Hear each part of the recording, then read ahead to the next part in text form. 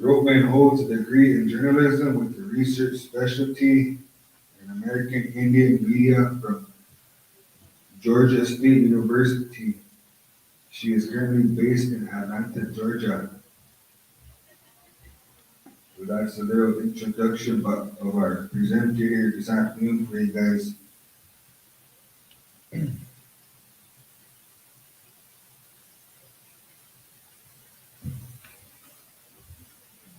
So I don't know if you guys are ready. We could probably just get started with who's here. Okay. Countdown. 59, 58.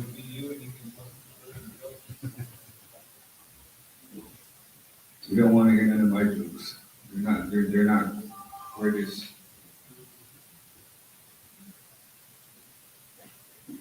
And she is up to questions later on, so we'll try to get some timing to ask questions that she may have answers for. So once again, her name is Sheena Roteman. She's based out of Atlanta, Georgia. She is presenting on decolonized journalism, shifting away from a colonial narrative.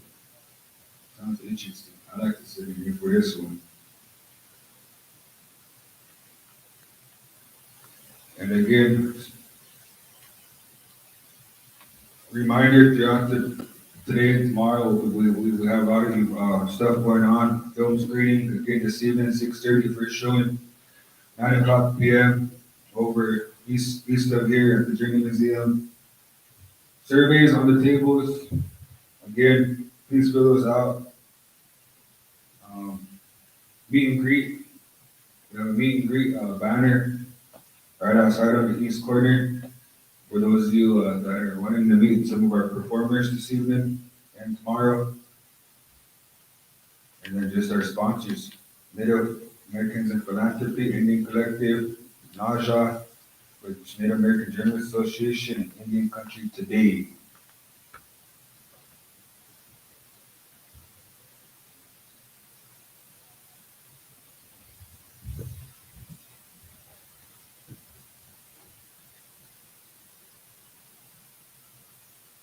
So please welcome up Sheena Roteman.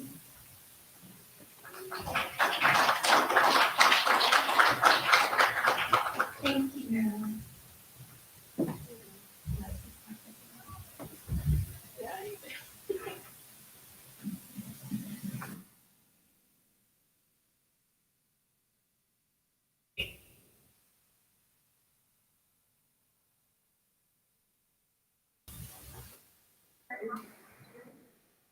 A little relieved. They said I was going to be in the ballroom and I thought it was going to be like 300 people. I'm a little relieved. I'm a little nervous. Normally I talk to high school and or college journalism students, so talking to my peers is a little nerve wracking. And the only person I know here is presenting at the same time. It's so beautiful. So bear with me. Yeah, so we're going to talk about decolonizing journalism and shifting away from colonial narratives. Already got introduced, but there's me. Yeah, I went to school at Georgia State University for journalism. My research specialty for my senior thesis in American Indian media. Currently based in Atlanta, Georgia, but I did grow up in Lusk, Wyoming, which is like 3 or 4 hours southwest of here. So it feels really good to be home. I haven't been back here since 2016, and I admit I kind of teared up when I got off the plane. It feels really good to be back here.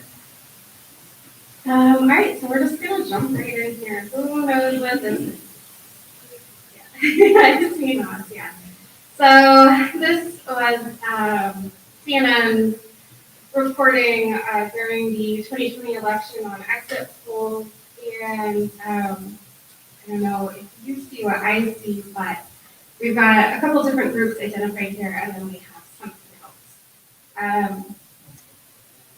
Yeah, yeah. NAJA did call for an apology. CNN has yet to apologize. But I will say they have a new CEO who asked for a new name. Fingers crossed. Again, I'm from Atlanta, so most of my time work at Atlanta. I would really love to be able to work with them, but they have some work to do. But this is a great example of the problem we're tackling, right?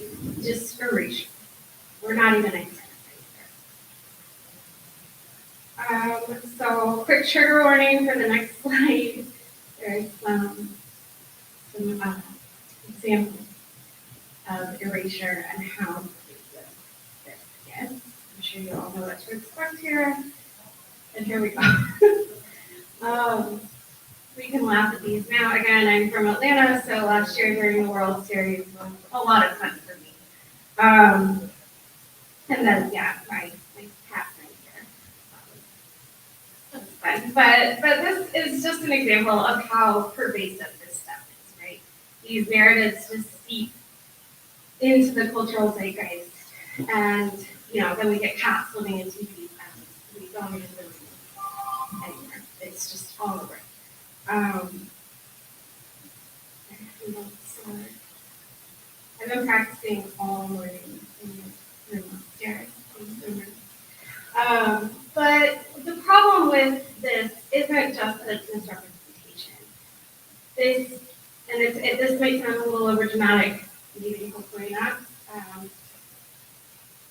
But these colonial narratives that we're talking about are literally tools as defined by the United Nations. This is just Marty Two Bowls did this cartoon for ICT, formerly the New Country. That's a good example. We'll further on in the presentation, we'll talk about the bingo reference, not to put together a bingo card, a stereotype in media, but New York Times has built a card and started to create their own card. And if anyone would like, we did print stickers, and I have a whole stack of stickers of this cartoon down here in front if you want them. They're good conversational learners for sure. But again, this is poverty porn, right? We've all heard that term. These narratives contribute to the erasure of Indigenous people, which then there's been multiple studies, but the one I always use, the 2005 American Psychological Association study on mascots. They called, in 2005, called for the immediate retirement of all Indigenous themed mascots in sports because there would be direct correlation and causation cited between mascots and injuries like this stuff to suicide in Indian countries. Direct correlation. There's been plenty of others. I'm happy to list you up if you would like some of those reports. But this stuff literally causes harm, physical harm. And it starts by erasing identity. If where I come from is made fun of by this guy at the Cleveland World Series years back, or our president at the time, characteristically participating in the Tomahawk Cup, they're making fun of him, right? So what, obviously contributes to depression, mental illness, anxiety, feelings of hopelessness, purposelessness. We all know that. And Aaron Huey, some of you guys might know him, he's a photographer. He's a great photographer. Some of it's kind of problematic, but he has been willing to engage in conversation with me in the past. He's an alright guy. But I do really like this quote from him. He did a TED Talk. And he says, "The last chapter in any successful genocide is the one in which the oppressor can remove their hands and say, 'My God, what are these people doing to themselves? They're killing each other. They're killing themselves while we watch them die.'" And again, it's problematic there and can be sometimes. I think this is a really good quote to illustrate how cyclical and pervasive these are. The colonialist government can keep their hands away and say, they're doing it to themselves. So, where do we stand? We know diversity in the media is a problem. We know diversity in newsrooms is a problem. These I pulled up in 2016. They're from a 2015 study from Klinger and the American.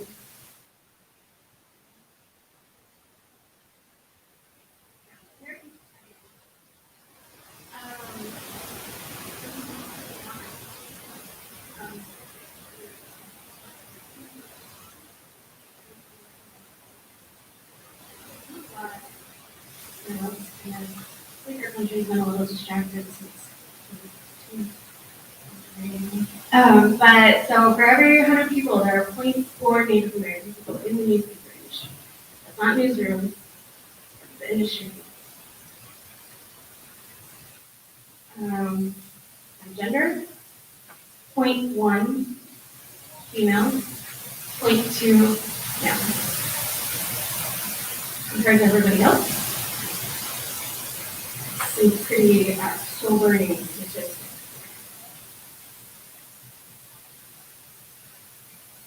So how did I get this far?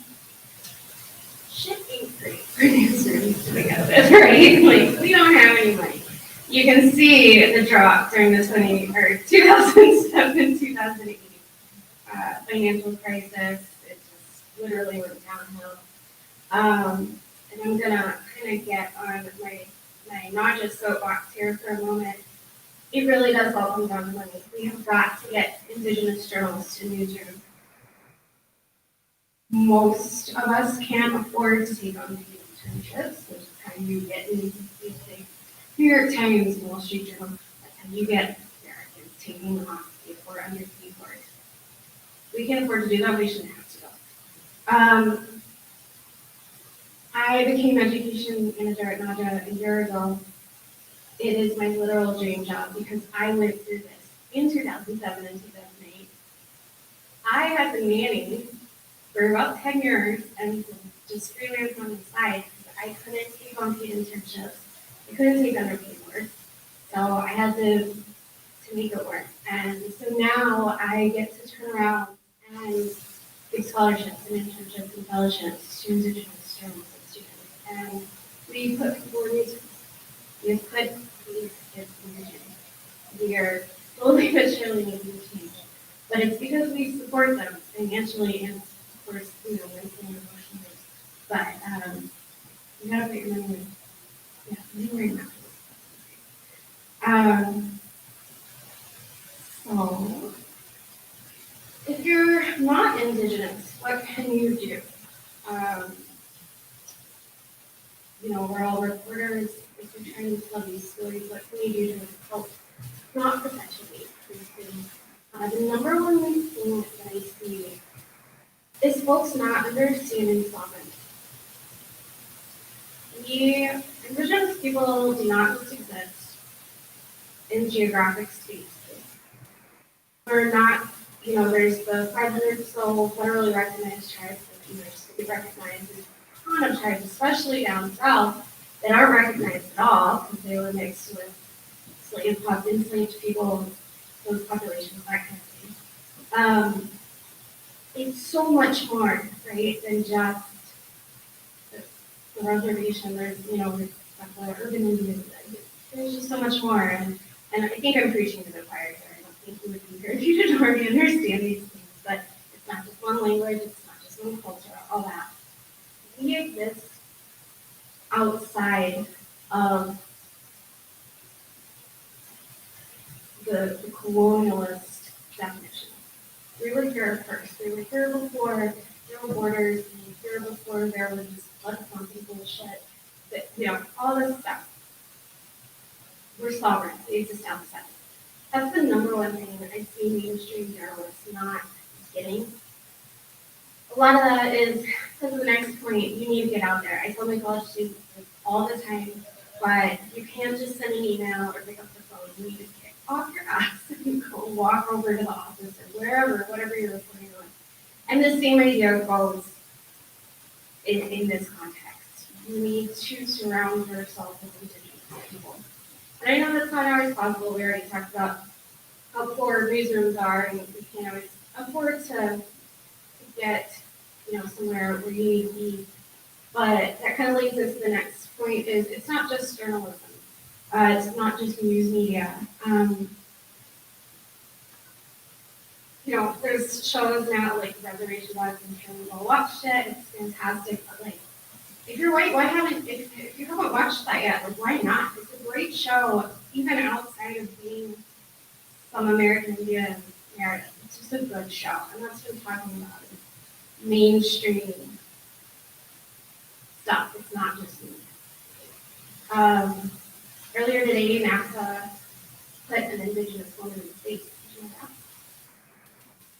There's an Indigenous woman in space. You should know that. You should know. I should know that.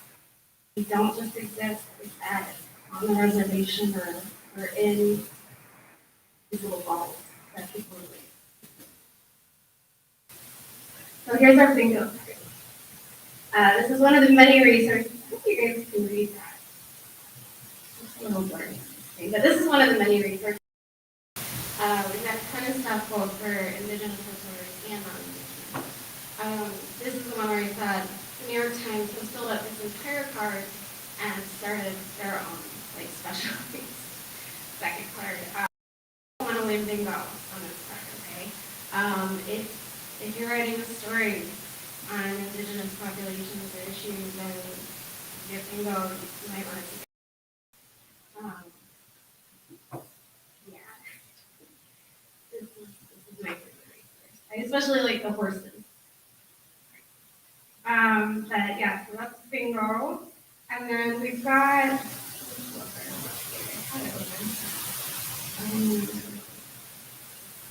yeah, so this is Naja's website. Under the resources tab, we've got recruiting guides for Wawa, Ikwa, there's Gapple stuff if you're trying to find an Indigenous expert. We're working on translating some of these into different Indigenous languages. If anyone speaks one, that AP file, that I insert, which I think this is going to be included in the actual book. This here, do we have an AP version? Oh, I thought. We have fluent speakers over there. Oh, yeah, we'll pay you, for real. Yeah, we pay good, too. Yeah, I know at least one of the languages. We've got Cree and Ojibwe coming up. I think one other one that I would love to have some stuff in Lakota. We're also working on putting together like a font pack for different languages. So if you have any resources there, let me know. But yeah, we've got free press stuff for tribal media. That's a whole other topic. We just got all sorts of stuff, and it's for both Indigenous reporters and non. And you can join whether this isn't a picture of me on this, but you can join whether you're Indigenous or not. That's fine. But I would I start with Naja and keep going if you need help. And I think talking about but I wanted to open up the rest for question, conversation. I've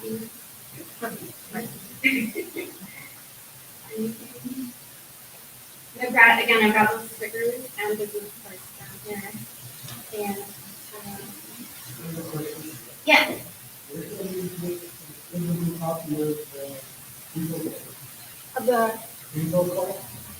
You can, it's free, so you can just pull it up and print it. Yeah. Yeah, I think everything on here. I think the AP inserts might cost a few dollars, but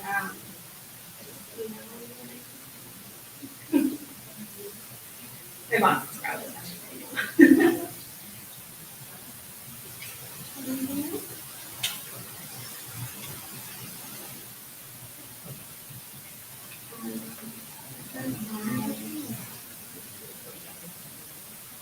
thinking about the first time. So here's my Naja contact. Again, I've got business cards, and then here's my personal contacts if you want to check them out. Yeah. You speak Lakota? A little bit, not much. I tell people I have like a 2-year-old vocabulary. I can count sometimes. Lakota. Do you? You want to translate some stuff for us? Yeah, all right. I'll look you up later. Yeah. Yeah, so that's a good point.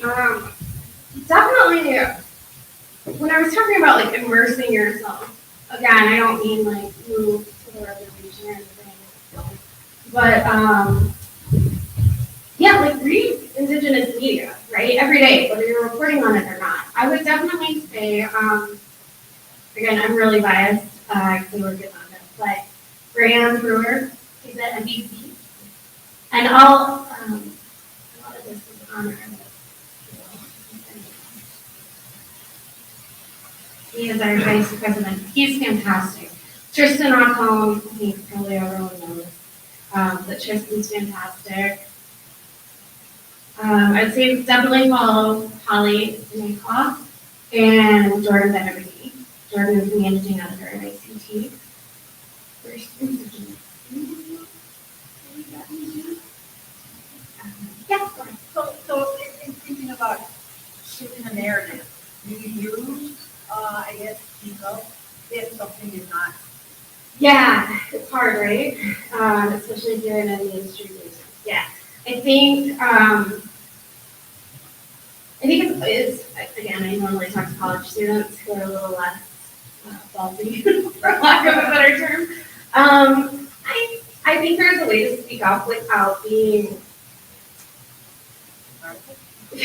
I would say aggressive, but yeah, radical works too. And we know too, like, there's those stereotypes of like, oh, brown woman, they're immediately aggressive. Like, why are you so angry?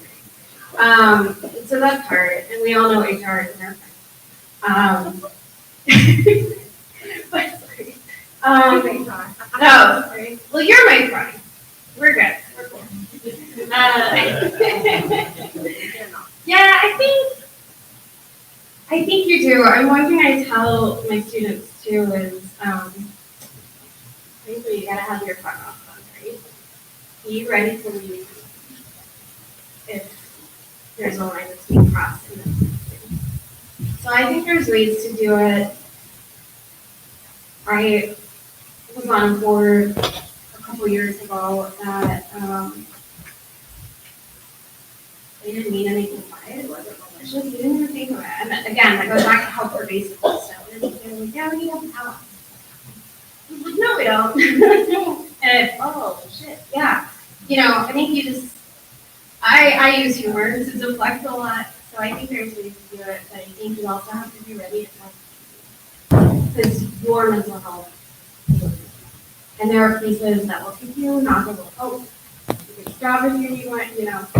We'll figure it out, but you gotta do it.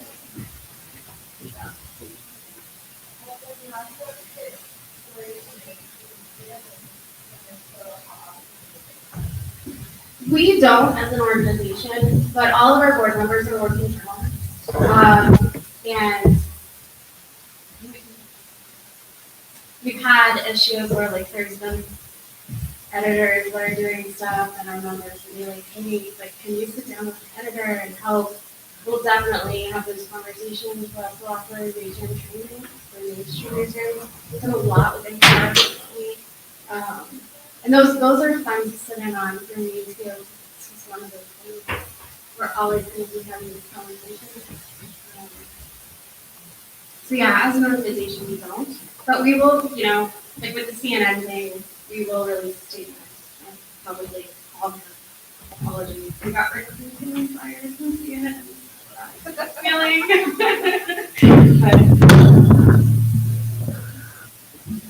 Yeah.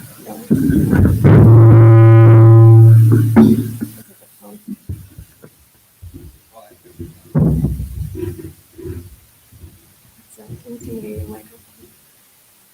Anything else? I have one more question. Yeah, go for it. Okay, so we have MMIW here. Mm-hmm. That whole get shield case is went from like 0 to 100%. Yeah. Then all the media outlets top. Yeah, that's a great example. It was nationwide, right? Yeah. Is there something, or that investigative journalism that does that, where they will push the agenda? I think it's, another issue that's got so many different layers. We know that case is going to get more eyes on it from the get-go, because she's young, white, and black. Yeah, that's a good one. And what do, right? You don't want to sound like you're dismissing this girl who lost her life horribly. No one's arguing that. But when you say, hey, what about all these other women that have disappeared? You don't even know their names. Yeah, it's like this huge mushroom cloud. It's just so overwhelming. And I think media, especially like breaking news, media feeds off itself. It's this beast that can't stop. So they see like, oh, they did that. Oh yeah, they got good advertising dollars out of that, right? So let's keep picking it up and picking it up. And then it does become an investigation, and the first person to break the story, gets their Pulitzer. Yeah, I don't know. It's hard to tell you, keep your head down and keep doing the hard work, because that's exhausting. I don't know what else to say, if I'm being honest. Yeah, it's just a frustrating situation. It's frustrating for all of us. But yeah.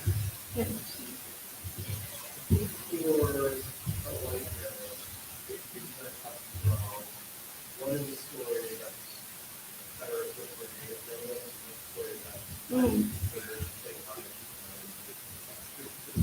Yeah, that's a great question. Yeah, what would your advice? That's a really good question.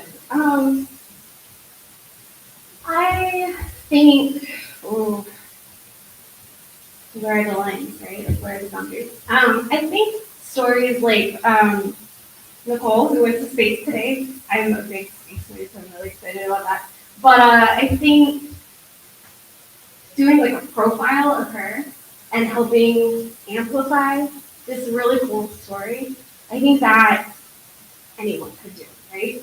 But when you start getting into missing and murdered Indigenous women, people, when you start getting into the thick of like these Supreme Court cases, like Lakota, I think that's where you, and this is just my personal opinion, but I think that's where you need to pass that story on to an Indigenous person, because there's context, like going back to that sovereignty point, there's context and just like an understanding of existence that, we just have outside of, I knew that was going outside of the mainstream understanding of what's going on. And there's also a lot of folks, Indigenous journalists, like with stuff like ICWA, the Indian Child Welfare Act. We see how it's actually shaping out, because we're on the inside. So I think something to amplify positive stories. They're just cool stuff, right? Like, there's just so much cool stuff going on in Indian country that you could do profiles or stories on. But when you're getting into like the nitty-gritty stuff, I think that's better. Okay, just my personal opinion. Feel free to ask me. Yeah.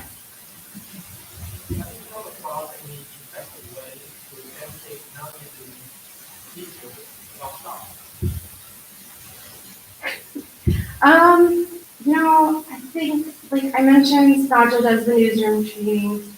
Let me pull up. This is a really good resource. It's Illuminative. And they tackle, we just do media, but Illuminative kind of tackles the full thing. Change the narrative. There you go.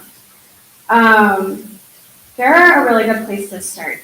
And I know this is super millennial of me, but there's a lot of really good Instagram accounts that'll just, start just posting memes and stuff, but sometimes taking it in that bite-sized, cute little, illustration is the easiest way to digest it.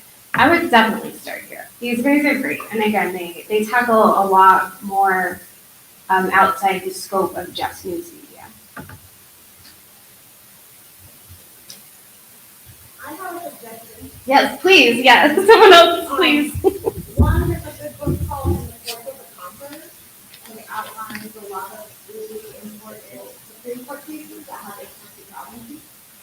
So that is a good resource, but also our tribal colleges and universities have a lot of classes in history, sovereignty, like sovereignty and social sovereignty. I know the master's program at the Wallace College, you can take a class in opposite, and it's exactly on this topic. So I think using tribal colleges as a resource is also.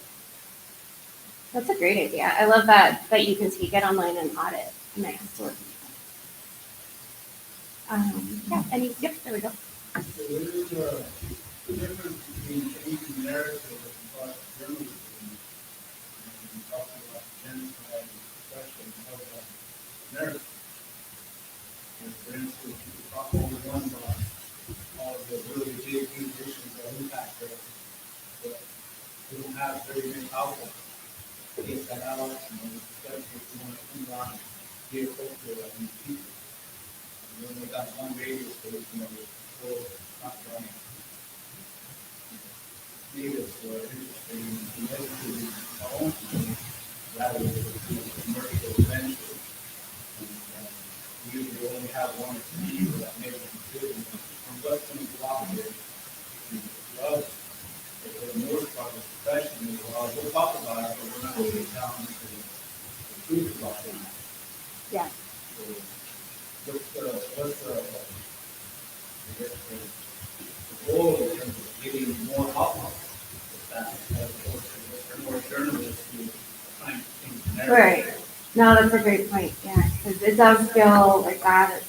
Especially going back to we're journalists, we don't make a lot of money, and a lot of us are freelancing and just kind of scrambling and grasping at, putting a story out there. But that's a great point. Is more tribal media. It sounds like is what you're essentially asking. Yeah, I think that's the beauty of the internet, right? There's a lot of problems with the internet, as we've seen in the last few years, but I think that's where Twitter really came in handy during like the Idle No More, that kind of stuff. And I'm gonna go back to training students in journalism, training them how to participate in journalism ethically, so that if they want to start a blog, or if they want to be reporters on Twitter, that's fine too. But just pushing it. I think it's definitely we want high quality, but quantity. And again, money. It comes down to money. It costs money to print a newspaper, trust me. Then you run into the problem with advertising. You don't want to place ads for people you might not necessarily agree with. There's. I think it's a problem in media in general, that it becomes even more stark when you get down to like the tribal media level. And I don't have the answers, but that's where I'm headed. And just keep pushing.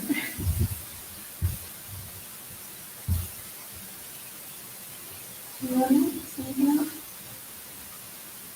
We've got like 15 minutes left. I have a question. Yeah. The guy that you talked about being fired, Oh,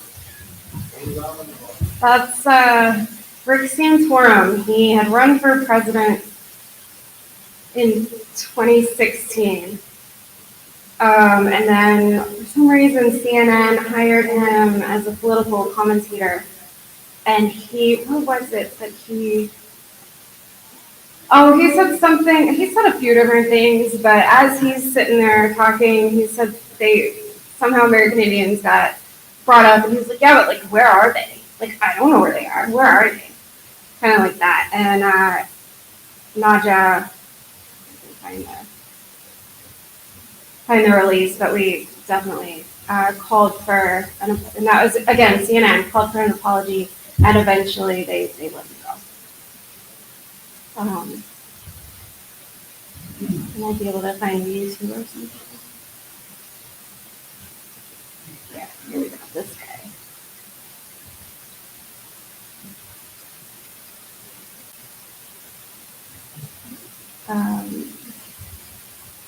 Oh, yeah, yeah. Yes, we have Native Americans, but candidly, there isn't much Native American culture in American culture, is what he said. Yeah, he wasn't very popular.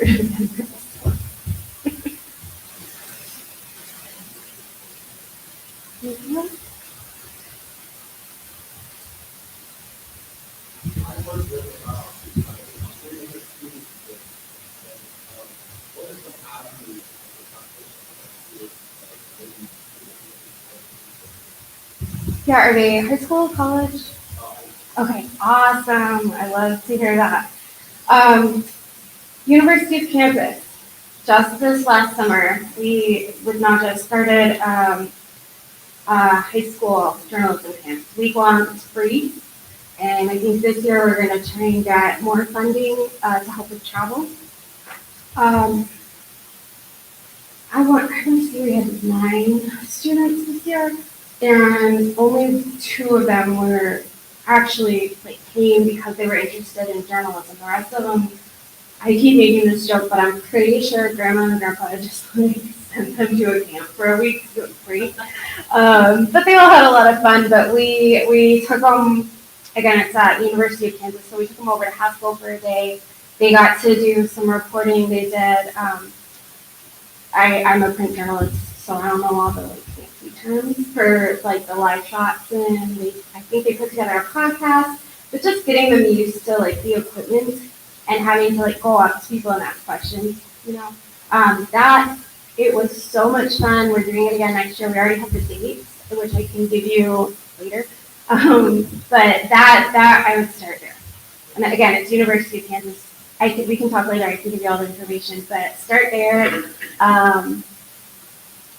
And we actually had a meeting about this last night, but we're gonna hopefully in the next year or two, not just gonna launch a mentorship program, one-on-one for students, because we know we also have a lot of journalism students that go make, like I did. I went to Georgia State University. Me and my sister were the only 2 indigenous people that I knew.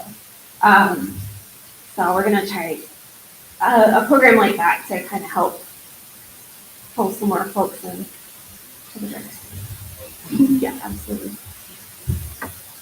And yeah, along those lines, if you work in education or work with students or in journalism education, please get in touch with me. I'm probably trying to do too much, but trying to start up all these college chapters and work with more high school students and even maybe one day some middle school. So okay, I think that's about it.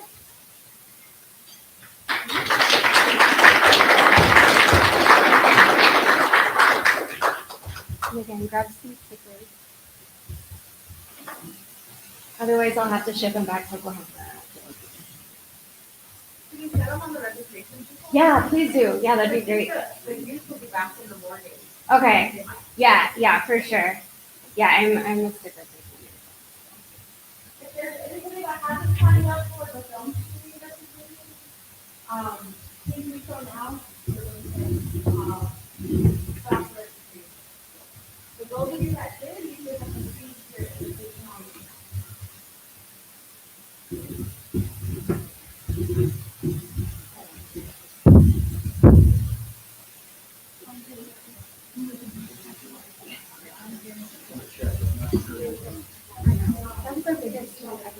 Well, I get that. Yeah, thank you. Yeah, I just sent out a survey and How about another round of applause here for Sheena? Great things. What I really love about everything here today and everything that's going to take place tomorrow is about changing our narratives. And a lot of times we are, and we all know this, I'm not trying to preach to the choir, but we are misrepresented all the time. And what's kind of funny about one of those slides, and I know all of you in here were probably laughing at that too. When that whole thing that CNN came out, something else, I think the very next day we were all wearing t-shirts with it. Yeah. Right? Just said something else, right? And that's a survival tactic that our people have, where we can take something and make it humorous. but yet still bring attention to it at the same time. So again, a round of applause for Sheena. We're very grateful for all of your information, and thank you very, very much. You know, friends and relatives, we have about 10 minutes until our next presenter, so feel free to mosey around, grab some coffee, maybe some juice, some water. There's some cookies out there. There's some pretzels out there. Make sure we check out the vendors. And about 3:30, we're going to get rocking and rolling again with Mr. Kyle White, about 3:30. And again, you know, we want to remind everybody about the screening tonight. I believe, where's that going to be? At the Journey Museum, yes, tonight at 6:30 and 9:30. So again, there are limited seats for that. So if you would like to sign up to go to that screening, please sign up out here, and there are limited seats. And again, you know, this evening about 5 o'clock, after Mr. Kyle White finishes, about 5 p.m., they're going to be serving dinner, so we want everyone to hang around, tell your friends, your relatives, get on Facebook, Twitter, Instagram, Snapchat, whatever you got to do, and invite your relatives on over here to have a meal, and we will have some live performances and some fun stuff this evening. So again, may talk with people about 3:30 when it comes down.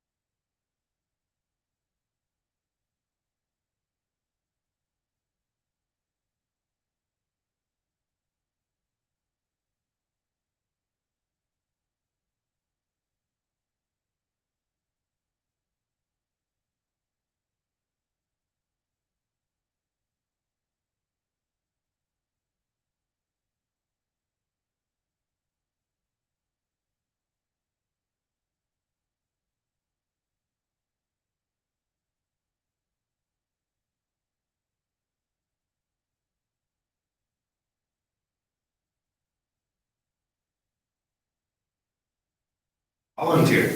As you volunteer, yeah, there we go. Hey, get back over here.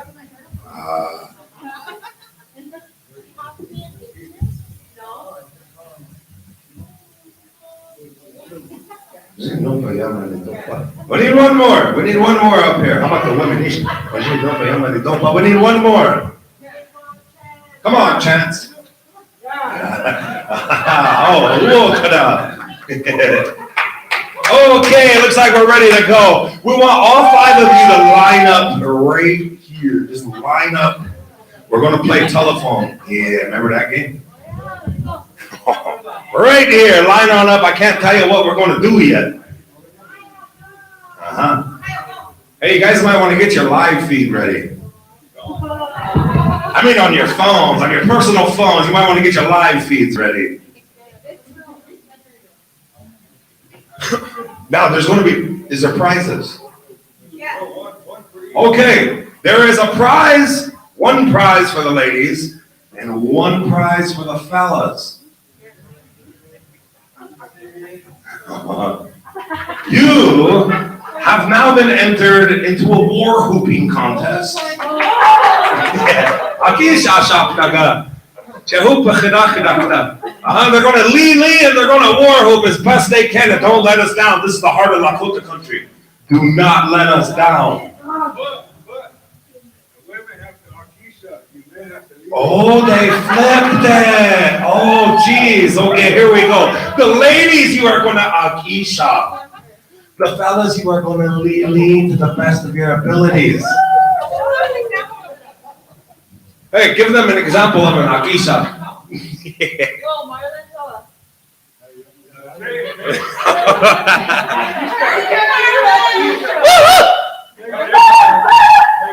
Ooh, he even cupped it, boy. Okay.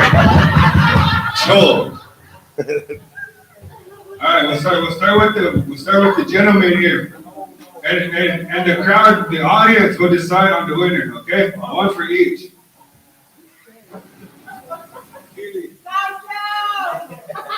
Yeah, go. All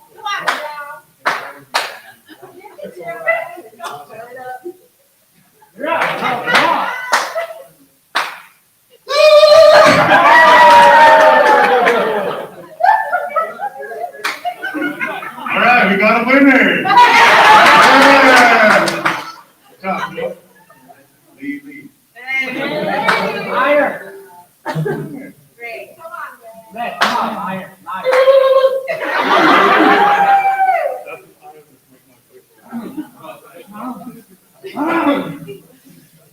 My voice doesn't go out, right?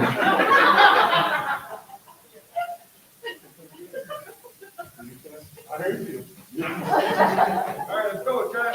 Leave. This was kind of my game, and I thought it was supposed to be tomorrow, so I think I should pass it on.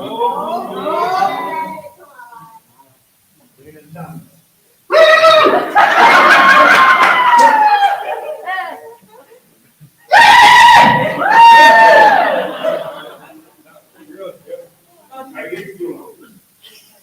Jeez, I might call someone else here.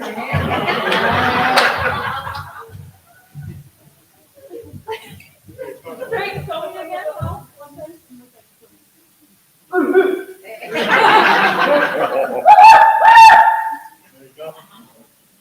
Signature one.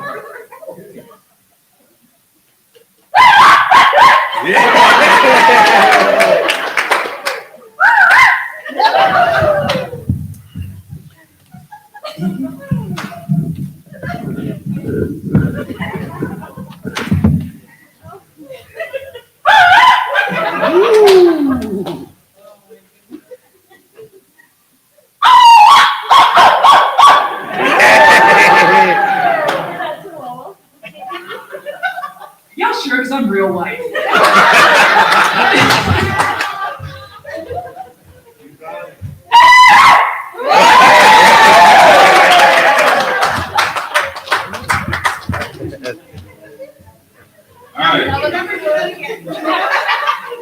All right, crowd. First one, Joe. Second, Ray. What about Chance? We got Lyle. Yeah, good. What about Trayton?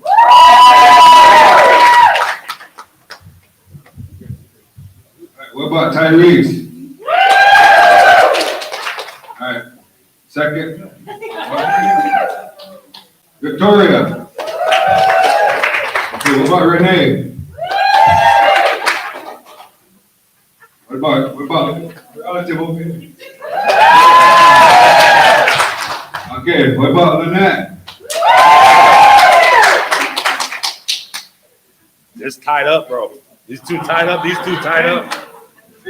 Yeah, the two ends.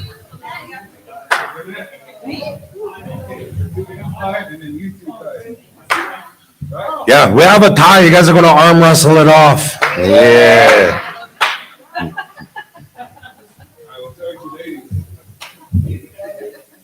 Okay, wait. The absolute best you have. Dig in deep to that inner spirit. Uh-huh.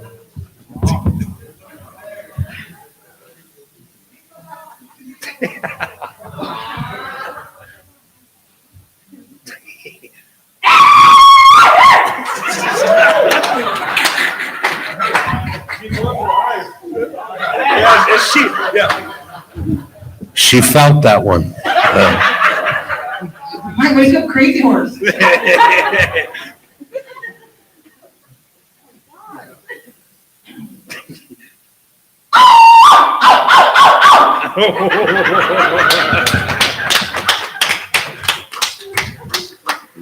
She, Akisha, it's so loud, it's fell out of your pocket.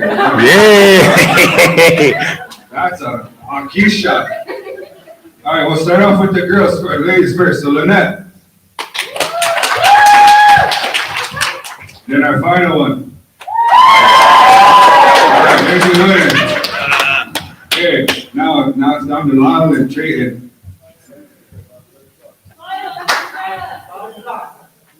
Casey, you wanna play? Think what's about?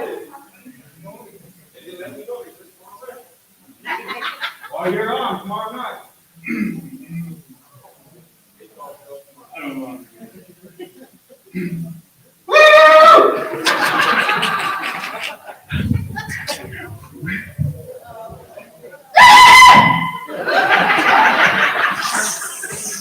All right, let's hear it for Lyle. All right, let's hear it for Trayton. All right, Trayton. That was just for fun. I'm sorry. We'll get you guys some prizes. We'll have them tomorrow. Well, we'll go ahead and get next to the presenter. How about another round of applause for all the good sportsmanship over there?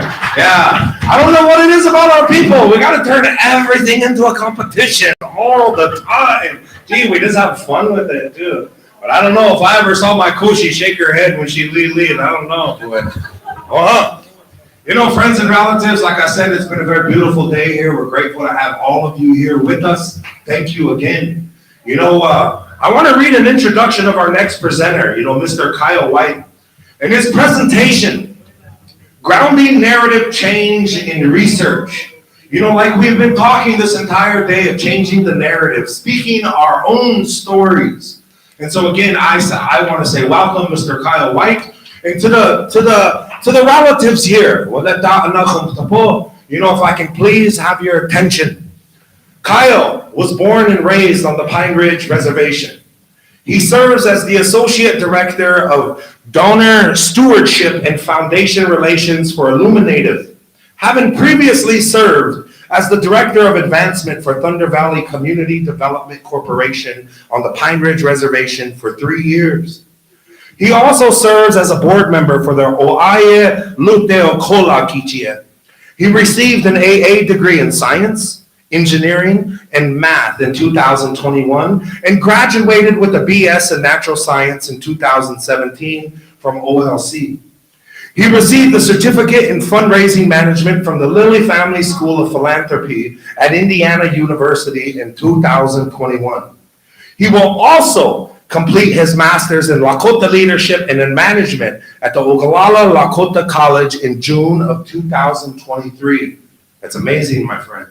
And with that, please help me welcome Mr. Kyle White.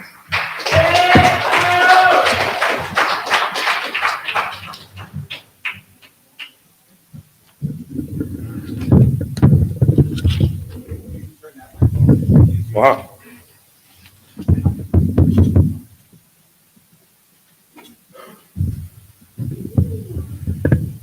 Hi, everybody. Can you hear me? Can you hear me okay? All right. Louder? All right, how's that? It's good to see everybody has a good competition. Appreciate Lynette. Had me looking around looking for our little dog Wahink base. Sound like him. I was looking around for him, thought he was here, but I guess not. It's just Lynette. Hey. Haumatakiapi, Chante Washtea na Pechu Zapulo, Kaiwai Emachiapi, na Lakol Charge, Tashunke Wambli, Emachiapi, na Inawayaki, Green Cedar Face White, Naha Te Wayaki, Blake White, Makpamni District, Amataha, na Box Elder, South Dakota, Awaki. It's good to see you all here over those 2 days here for the Lakota Media Summit. I know it's something Thunder Valley has been working for a while, and it's really great to see everybody show out and come and support and learn, about how we can come together and work towards shifting perceptions and the narrative around the people here locally within our communities and the broader regional area and even into the national conversations. And so my presentation is really focused on grounding narrative change and research. That's really what the focus is for us at Illuminative. I work within our advancement department within philanthropy. Those of you who have had opportunity to work within that sector, it's an oppressive system. There's a lot of things that people don't know about our communities, and so it's always a challenge to educate our allies and those who want to support Indigenous causes. And as a part of the advancement too, we're also helping to form the strategies and the different ways that we develop our programming for the work that we do. So we are Illuminative. We're a Native woman-led racial and social justice organization. Our mission statement is to build power for Native peoples by amplifying contemporary Native voices, stories, and issues to advance the justice, equity, and self-determination.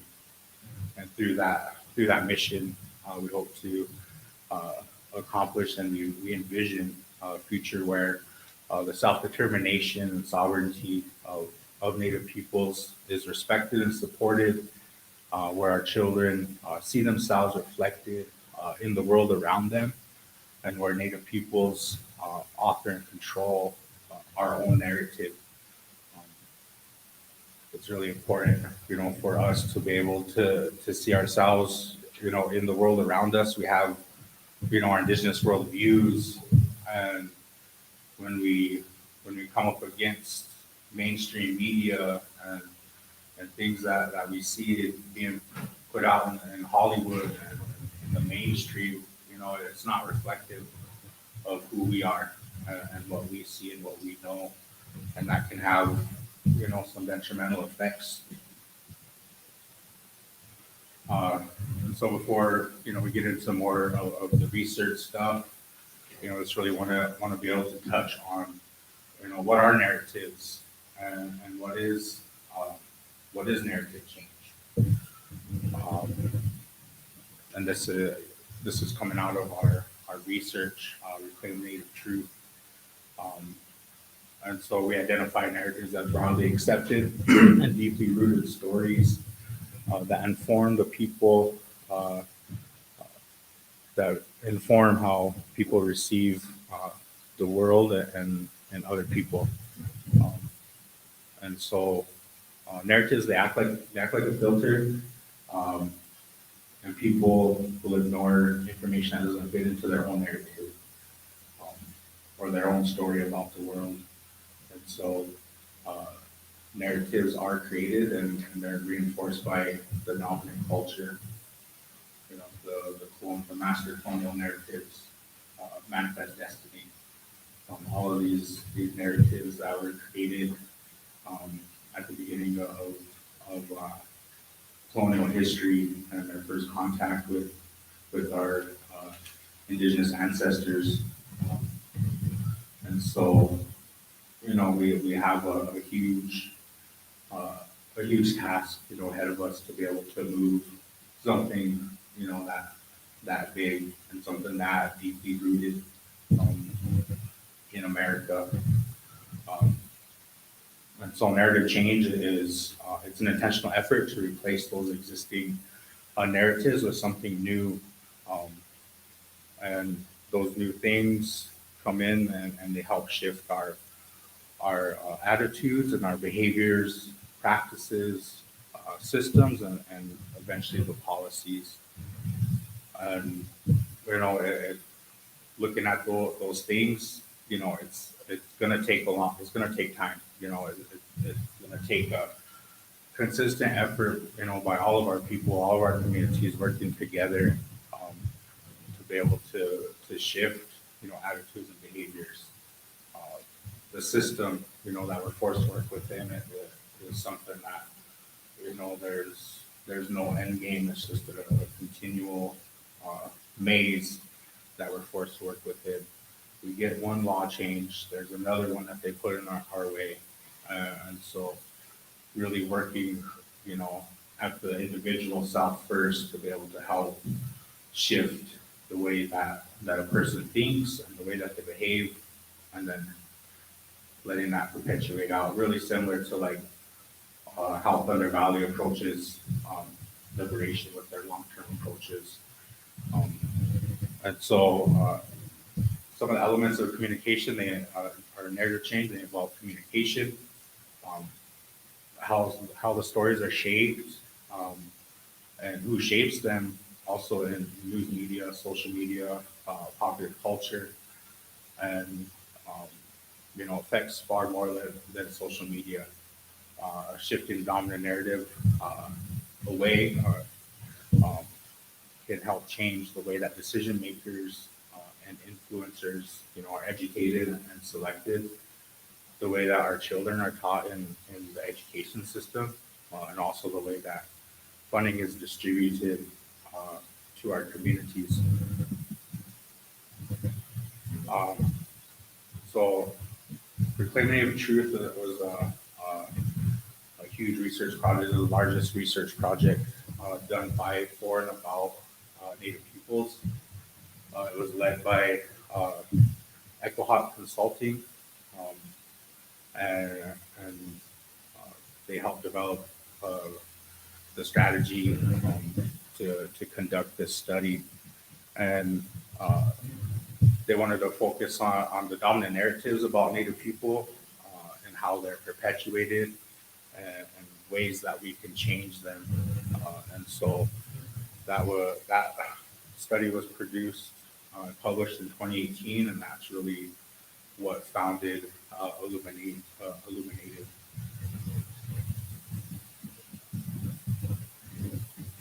So what are some of the things that stand in our way? One of the biggest things that came out of that research is our invisibility. Um, so invisibility today it's really the modern form of racism against Native peoples, and it's one of the greatest threats to our own lives and our livelihoods. And with that invisibility, you know, we're not there, we're not seen. And so that allows non-natives, you know, to form their own opinions, and that creates a lot of the toxic stereotypes that you see in pop culture across our judicial system, um, within our own education system as well. And so, you know, through that erasure, you know, it's an act that, you know, it's a powerful and dangerous weapon, you know, that white supremacy uses um, to continue to have their own master narratives perpetuated through all of the systems that were forced to live within. Uh, some of the big findings of that is that 72% of Americans, they almost never encounter or seek out information about our people. Out of the 50 states, there's 27 states that don't even mention anything about Native people in K-12 curriculum. So there's a huge, there's a huge gap there for people to form their own stereotypes and opinions about us at an early age. You know, that's a real issue, you know, for us when children are learning these things and are learning these types of behaviors at a younger age. It makes it hard, you know, to correct some of those things. Another interesting one is the Native American characters. Out of all of the TV and film that's been produced since Hollywood was created, you know, 0.04% includes Native Americans, you know, in those.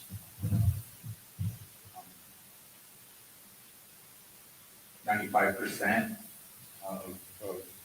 of the images that come up in the first 100 images when people search Native American are you know, from the 19th century, and so they're seeing this romanticized imagery of us, of our ancestors, you know, in the traditional dress that we had during that time period. And so they're seeing these images and they don't see us wearing those things, so okay, so you're not Native, you know.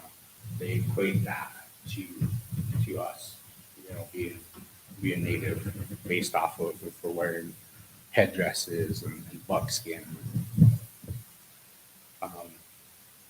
And so through that, you know, through that romanticization, they hold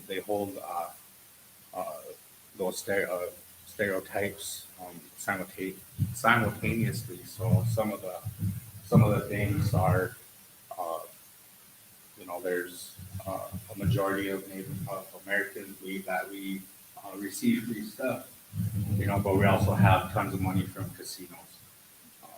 We're also a spiritual people. We're connected to the earth, these noble savages, as they call us in the Declaration of Independence.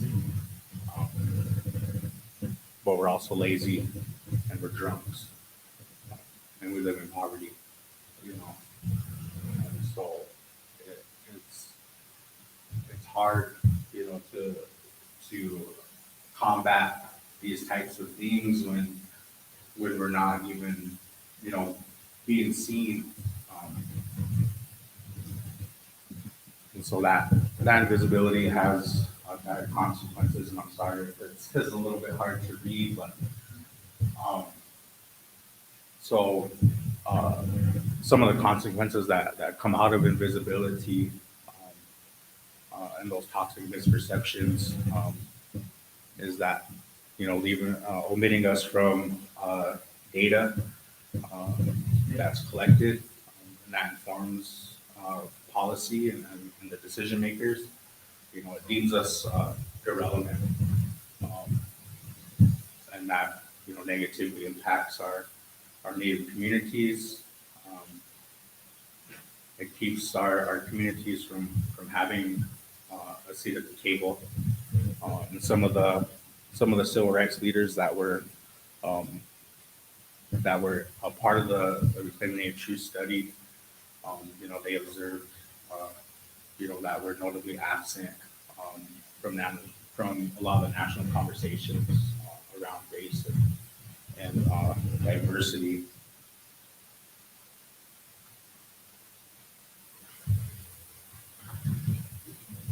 It also perpetuates the government underinvestment in our communities and the native solutions that we know that we have. We have the solutions to our problems because we're there living in it every day, and so we know best how to start to fix some of those things. But because of that, visibility, it provides politicians, and policymakers an excuse, to ignore the poverty, all of the health issues that we have and the concerns for those things, the suicide, income inequality, and those types of things. It gives them a way out. And they're also members of Congress who were a part of this study too, and they did agree that the lack of representation and the information, it does negatively impact key decisions and how policy and legislation is created and passed. The last one is something that I'm really passionate about is the philanthropic side of our community, how we can use philanthropy to help solve the issues that we have. There's little to no philanthropic investment on community. I think the research that was done by First Nations Development Institute that looked at that, and they reported that less than 0.5%, I think it was 0.35% of all philanthropic dollars go to Native communities. Overall, around 9% go to BIPOC communities. And you think about the number in 2021, there was over $427 billion that was given away by foundations, individuals, donor advice funds, those types of things. And I was doing the math one time and dividing it out, just by the federally recognized tribes, it's about $3 million. Severe lack of funding and understanding for who we are. It also undermines the tribal sovereignty and self-determination of our people. A lot of people in the survey, believe that we can't be sovereign if we're reliant on U.S. government funds. There's no requirements in the judicial system for judges and things like that to be required to take tribal law as part of their study. And so, already, not having those real understandings of the importance of treaty and how that relates to our inherent sovereignty to operate in our own way is one of those negative consequences. One of the last points that I want to make too is on this last one, humanization and past characterizations. They harm our people, particularly our women and youth. And so with dehumanization, and due to the lack of our visibility in media, entertainment, and the schools, around 34% of Americans believe that Native people don't even face discrimination. Um, there's an interesting research paper titled Hetero, Patriarchy and the Three Pillars of White Supremacy. Um, it was published by Andrea Smith, and in one of the pillars is the pillar of genocide, and how that uh, is related to Native peoples. And one of the things that is inside that pillar is that Indian people, Native peoples, we always have to be vanishing. We always have to be vanishing and not present. Um, so that way, uh, the non-natives or the white supremacists are able to then justify the genocide that has occurred and the oppression that continues to occur today of our people in an act of performing and completing their narrative of manifest destiny. And so through that mechanism, non-natives become the inheritors of all that was indigenous. And so that really entitles them to appropriate our culture, appropriate our lifeways, through this, what they call the Indian wannabe phenomena. I think the newer term today is pretendians. Um, it's a dependent thing where it's focused on the physical and psychological removal of our people. And so looking at some of those findings earlier, the Google searches were not there. We're not, in those things.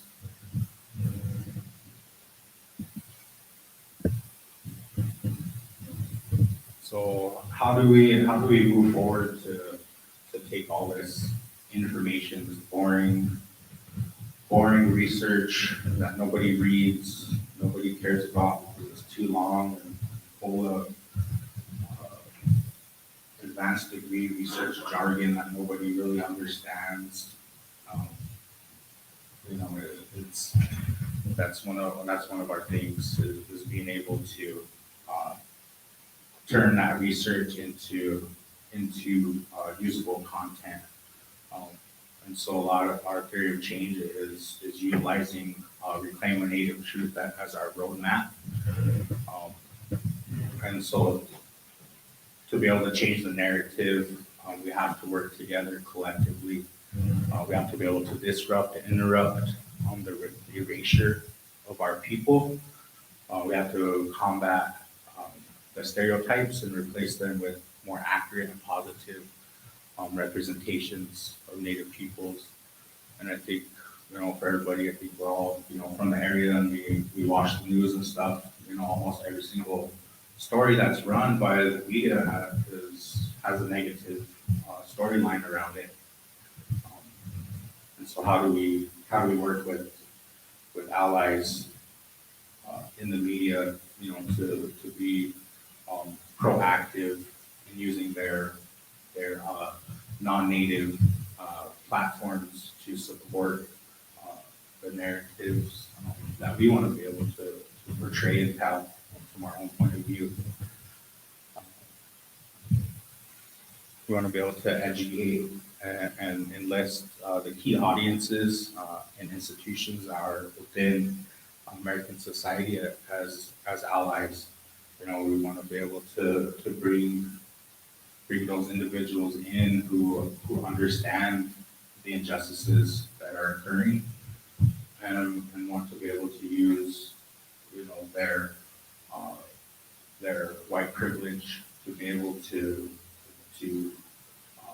amplify and also work with within their own people and their own race to start to move the needle on some of these really hot topics. And then lastly, we really work hard to increase representation in the media, pop culture, government, and other key sectors. And so we've been able to do that in a number of ways. And I'll get into that a little bit later.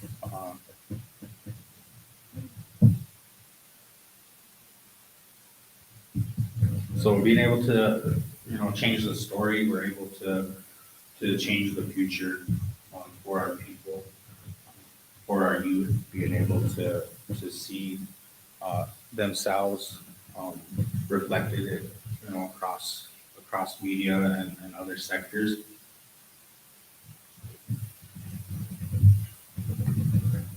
And I think a lot of the conversations, around that today, there's our people are doing it already, and that they're not waiting to be invited to the table. They're creating our own table for ourselves.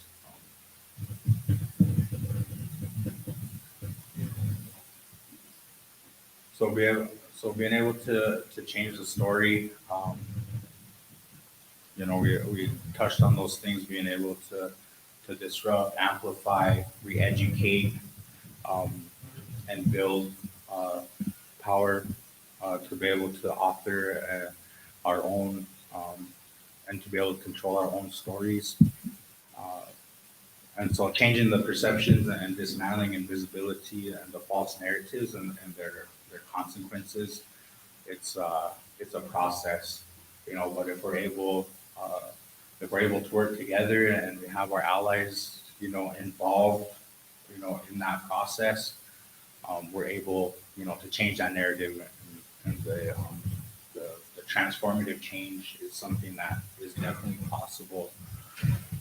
And so when Americans have clear, accurate views of the issues that we face, we can work together and build a world we're able to all thrive together. An interesting thing that came out of that study too was of the non-natives that were surveyed, about 78% wanted to learn more about our people when they were offered more accurate narratives. 72% of teachers also support changing curriculum within the schools to ensure that there's accurate Native history that's being taught within the school systems.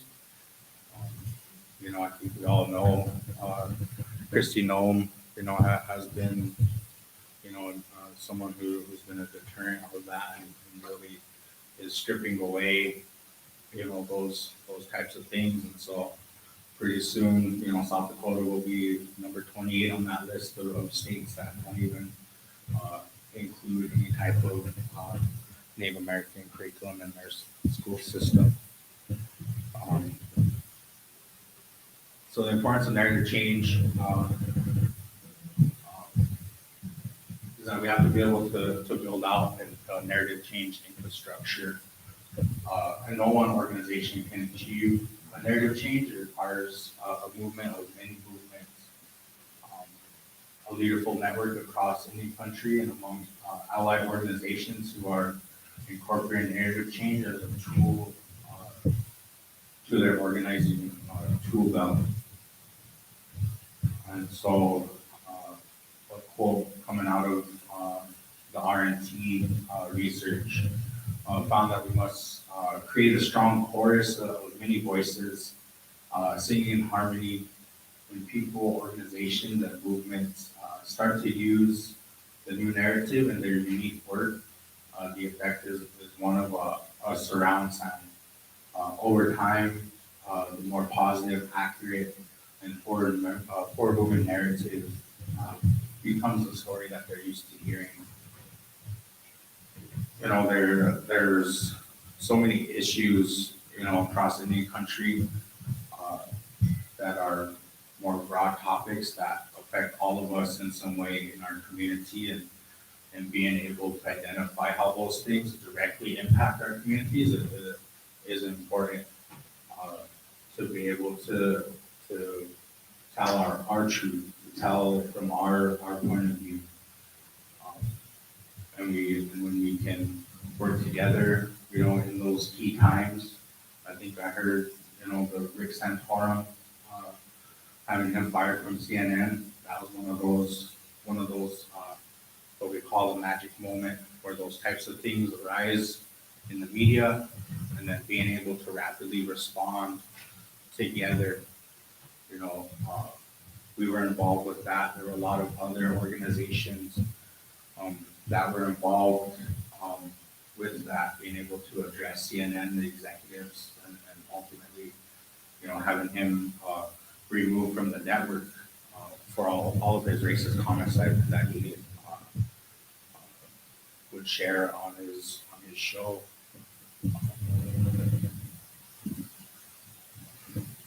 So how do we even know what affects our community as a whole, across Indian country?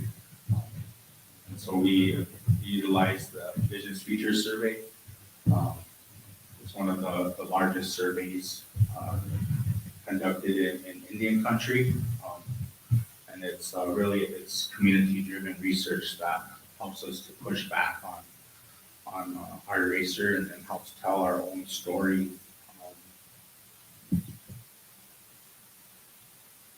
And so IFS, it was the first study that was conducted for Indigenous peoples and led by our people, and it was aimed at understanding the priority issues and the needs of our people and the communities, across the United States. And so far, 2 studies have been conducted. The inaugural one in 2020, and then we just completed IFS 2.0 at the end of, beginning of this year. We completed that survey, and so now we have the findings and all of that are now on our website now. But we've conducted that research with University of Michigan, the Rice Center, Native Organizers Alliance. They're an organization that's focused on grassroots movement building, and so they train grassroots people, youth, within various communities across Indian country, and arm them with the strategies to be able to organize within the grassroots level. So it's all a part of building out that infrastructure that's going to be needed to be able to come together and organize, in those big moments.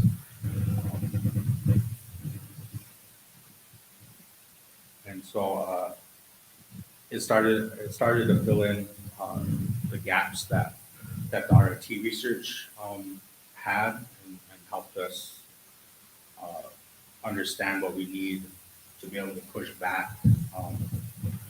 And it also charts a path forward for Indian country, and it's aimed at learning from our people about our systematic challenges, the priorities, needs, and experiences. So out of the first one,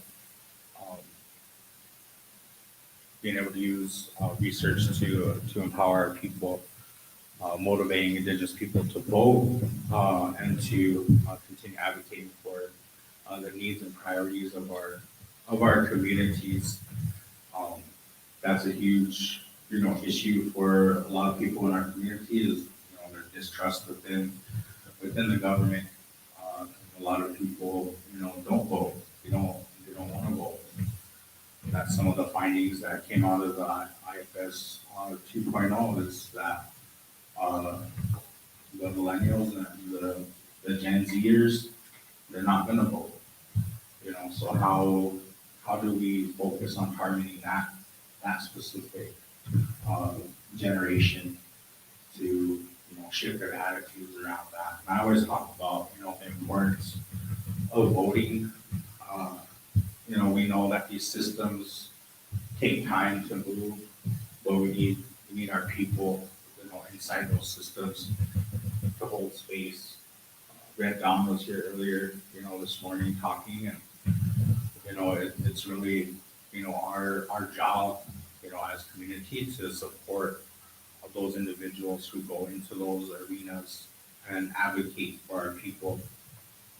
And, when we're able to all come together, look at what's been able to happen with the confirmation of Secretary Deb Haaland, bringing the attention to the MMIW movement, releasing the boarding schools report. Those are all things that are needed to start to shift the needle, but it's still going to continue to take time, and so that's why we need to continue to, support our relatives in those spaces. So in 2020, some of the important ones were quality healthcare, improving our mental health, right around the time of COVID, caring for tribal elders, addressing violence against our women, children, and girls, and also our LGBTQ2S plus relatives, and caring for our lands and our water. And so in our issue 2, it covers one of the disproportionate impacts of COVID-19 on our communities, and one of growing political engagement and power building. So some of the top issues that came out of that survey, top priorities: climate change and racism were the top 2 priorities that Indian country feels that are important to addressing together. Of course, our healthcare system, the economy and the cost of living, the inflation is affecting a lot of those things, and especially in our communities, it's hard. It's hard when a lot of our people live below the federal poverty line.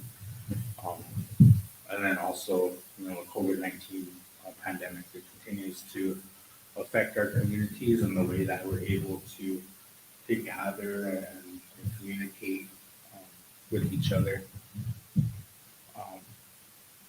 And as I mentioned, some of the issues around voting are the barriers. Young people, they're just discouraged and they're not motivated to vote. And even those living on reservation, they face a ton of challenges and barriers to voting. So how are ways that we can support our community to be able to make it to the polling places and vote. One of the another interesting thing that came out of the IFS 2.0 was that around 64% of our community believe that the last presidential election was fair, and so that's concerning as well. Like, why are our communities believing the Trumpsters and that the election was stolen? Misinformation and disinformation, it's another one of the big things that are affecting movements. It's I think it's been identified as one of the new tactics that organizations will use to stop or hinder movements. And so how do we address those types of things? What types of things do we have in place that will address misinformation that's coming into the community? How do we combat those things? Being able to respond rapidly when those types of informations come in is something that, is part of that infrastructure piece, for our community. Um,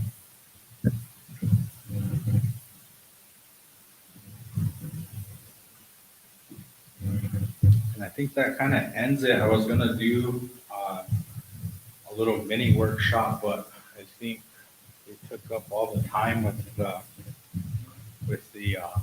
Lee and the Keisha contest. Uh, but I wanted to, leave you all with this R&T narrative framework.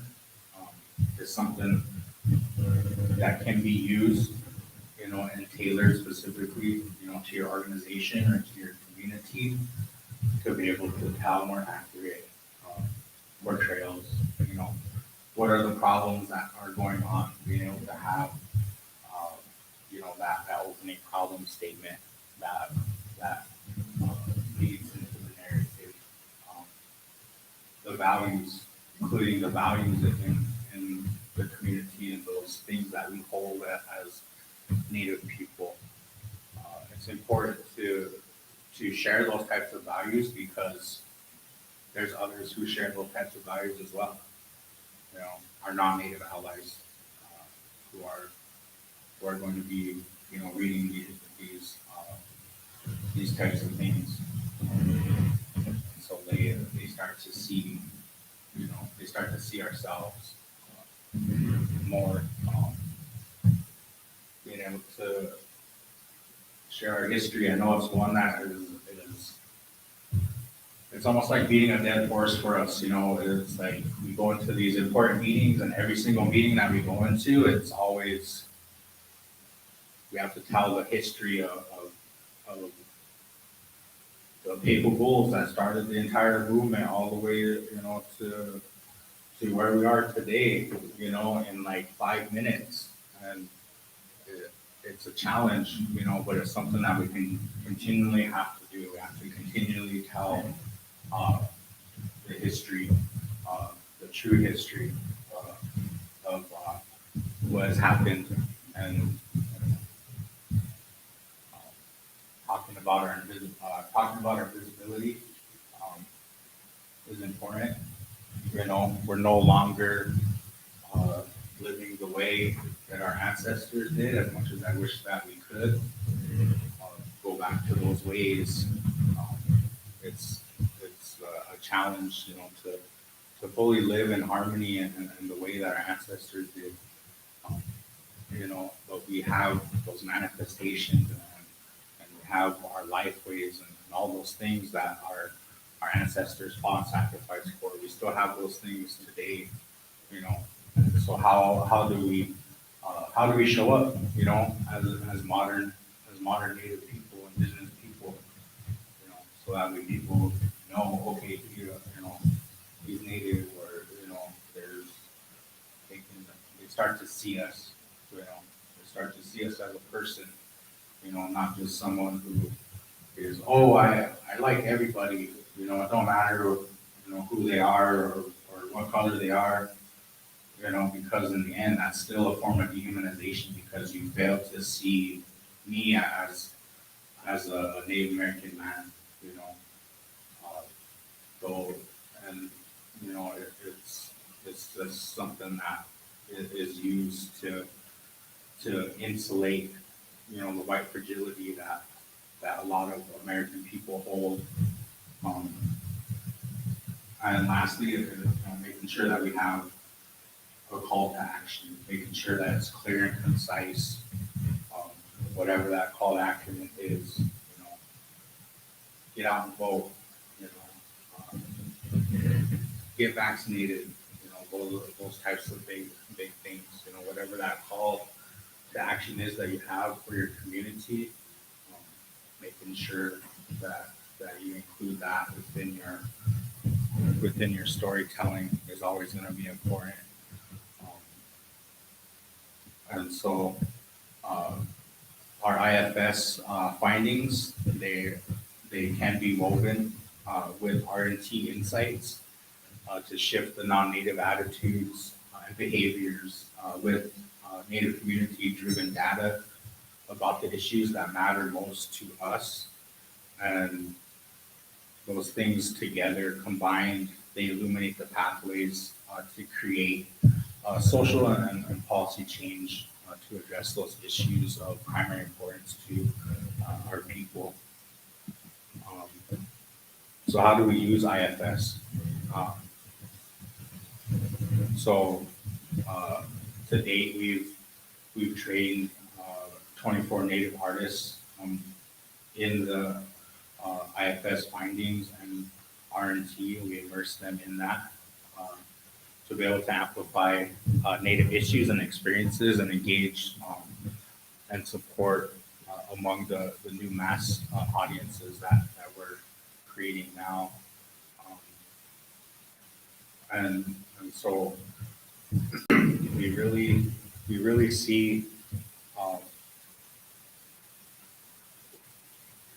our Native artists and storytellers, as the leaders and the visionaries, for our future. So we really work hard to support them, whether it's, providing a living wage to produce, a piece of content, or, digital artists, graphic designers, musicians, all of our artists, are important to being able to take that content and create something beautiful that can, start to shift people's attitudes, the way that they think about things. Art's a beautiful thing that we have as a tool to use. We used it with being able to finally, get the long fight of getting, the Washington football team name changed. That was a fight that began, I think it was in the late 80s or early 90s, and so, all this work, it's really, us continuing to stand on the shoulders of our ancestors and all those who helped pave the way, to get us to this point today. And so it's always important for us to remember, those individuals who have been, within those movements and who've sacrificed.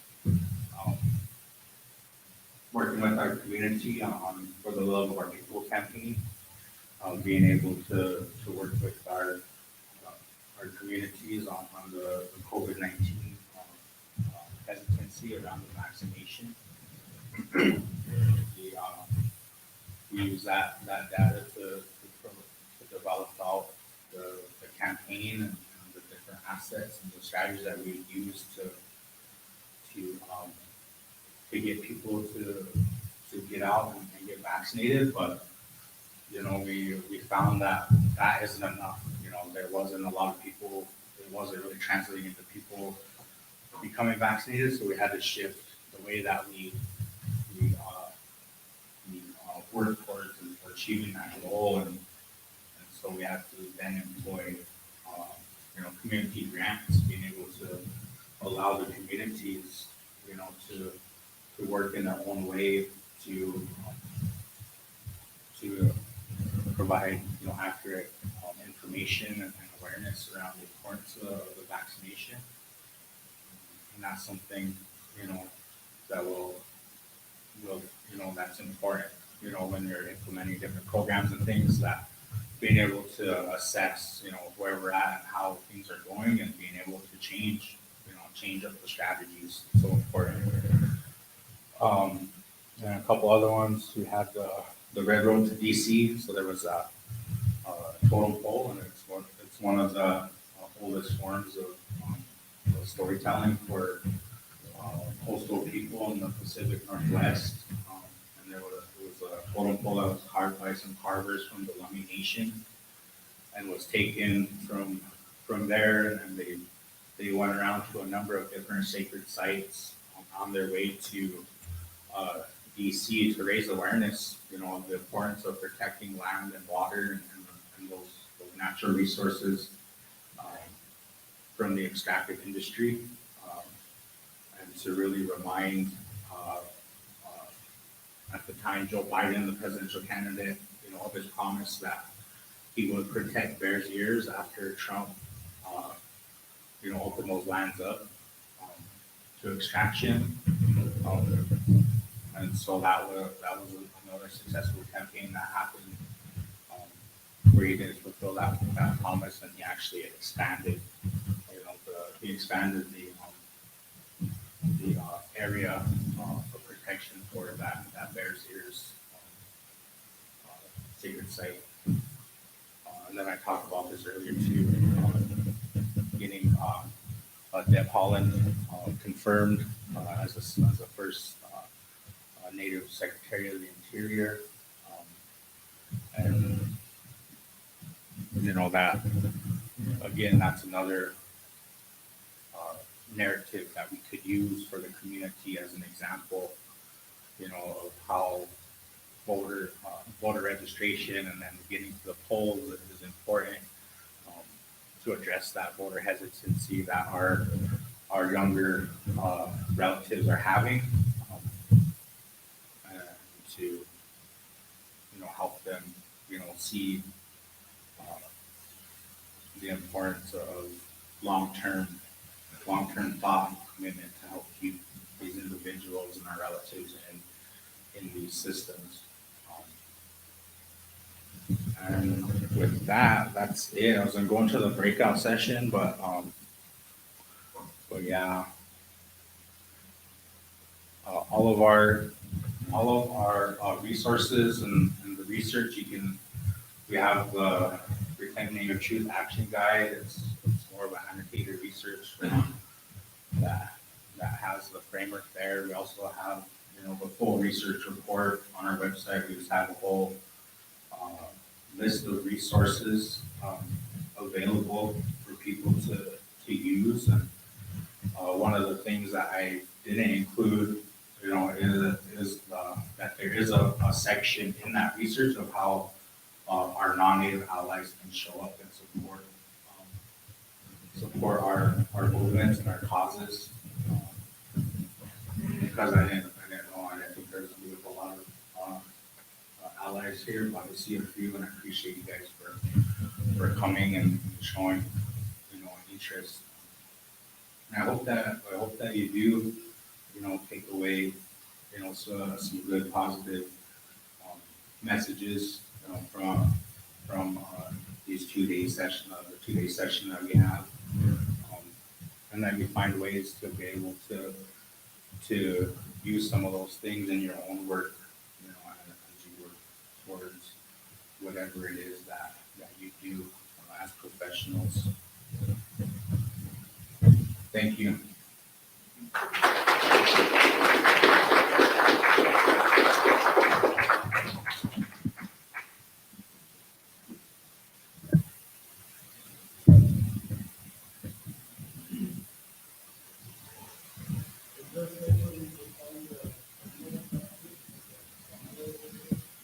Yeah, we go on to, let's see if I'm connected to the internet.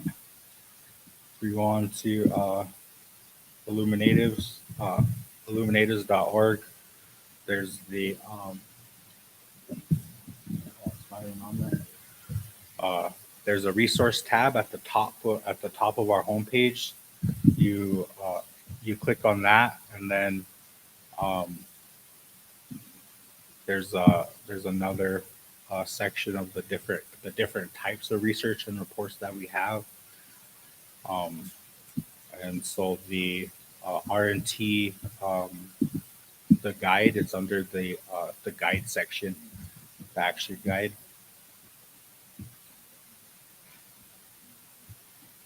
Yeah, and it's called Illuminative Insights and Action Guide. It's a downloadable PDF.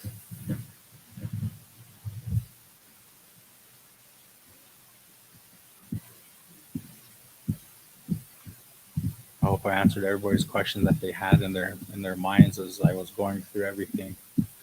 Did I do it? I must have done it.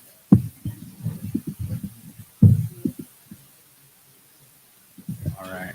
You all have a good evening. You guys have You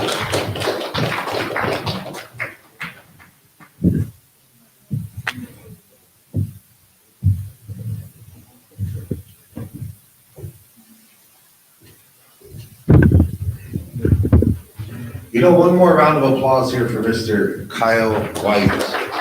You know, sir, I thank you for everything you do, your insight, your knowledge, and especially the work you do and what you stand for. We say thank you to you. And to all our presenters as well, we say, Wopida, Unkenicha, pero at this time, friends and relatives, you know, that is it for presenters for day one. How about a round of applause for the Lakota Media Summit?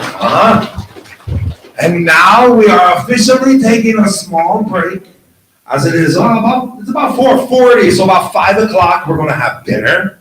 There's gonna be some live performances, some entertainment, things like that. So friends and relatives, please feel free to move about, to mingle, to walk around, check out the vendors, maybe have a chundi or a chunli, right? That's how we say it here, right? I have to always remind myself, I come here speaking with a D sometimes, but nonetheless, you know, we are officially getting ready for dinner, and then we will be welcoming Basil and Tiana Spotted Thunder with us here this evening. So again, friends and relatives, thank you for being here, and feel free to ask any questions anytime to anyone, you know, so.